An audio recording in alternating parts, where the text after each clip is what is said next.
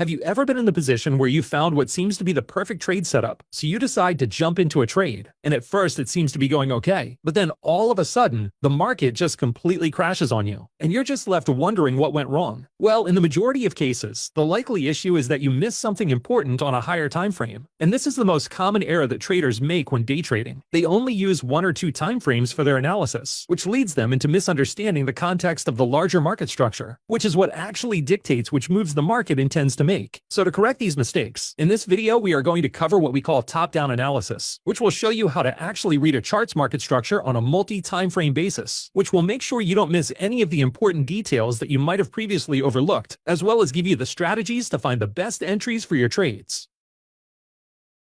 So let's waste no time and start with step number 1, which covers what top-down analysis actually is and how we use it in our trading strategies. Within top-down analysis, the idea is that you should actually be using all of these time frames when looking for potential trade setups. And the way this works is by starting your chart analysis on the monthly time frame and then work your way down until you reach the time frame that you want to actually use for your entry setups. But to understand why, we will split these time frames into 3 different categories, with each of them being used for a different purpose. The first category are the higher time frames, which consists of the monthly and weekly time frames. The role of this category is to give us the context of the market, which involves identifying the trends of the larger scale price action. The second category are the medium time frames, which consists of the daily and 4-hour time frames. We use this category to look for potential trade setups that align with the larger market structure. And then for the third category, we have the lower time frames, which consists of the 1-hour and 15-minute time frames. And this category is used to actually enter our trades, using the market analysis from the larger time frames. But it's rare that you'll actually see a trader use all 6 of these time frames. And this is because the time frames that a trader will use will depend on their personal preference and trading strategies. For example, a position trader might prefer to use the monthly, daily, and 1-hour time frames to target the larger market moves that play out over a long period of time, whereas the time frames that you typically see a day trader use would be much lower because they are more focused on taking trades that might span only a few hours. But the point is, it doesn't matter what type of trader you are, top-down analysis will always be an important part of successfully reading a chart.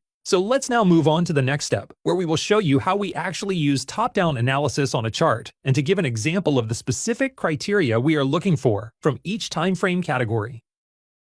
So here we have a chart, and for this example, we are going to use the pathway where we start on the weekly chart, before then using the 4-hour time frame, and finally the 15-minute time frame. But in the case that you don't personally use the time frames we are using within this example, it doesn't matter. And this is because time frames are fractal, which means no matter what time frames you choose, the process of top-down analysis is still the same. And as a side note, we are going to use 3 time frames in these examples, but you can use as many as you think will help you find your edge, but it should always be at least 3. So now going back to this example, let's start our analysis on the weekly chart, which as we mentioned in the last step, is in the higher time frame category, which means what we are looking for is the general directional bias of the market structure. And this is important because the decision of whether we should be looking for long or short trades on the lower time frames will be dependent on the directional bias we can establish on this weekly time frame. So to find out which direction we should be looking to trade, there are 3 steps we need to go through. The first step involves breaking down the current market structure to find the current order flow of the price action.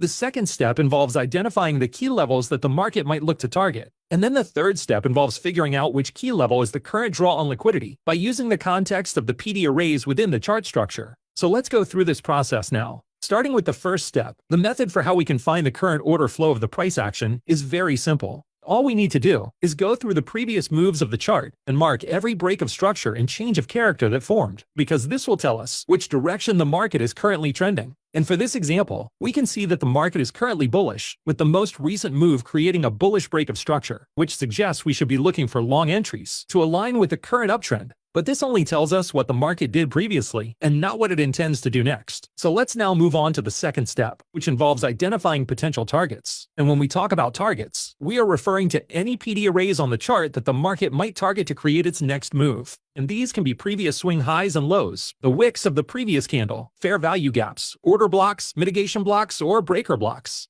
So with this in mind, we now need to analyze this market structure and look for any PD arrays that we can find. So as a start, we can mark out the previous swing high and swing low levels, as these are the current external range liquidity levels, of which one of them will be the main target for the price action. And if, for example, the upper liquidity level is the level that ends up being broken through, this would create a new bullish break of structure, continuing the uptrend. But on the other hand, if the lower liquidity level was the level that ends up being broken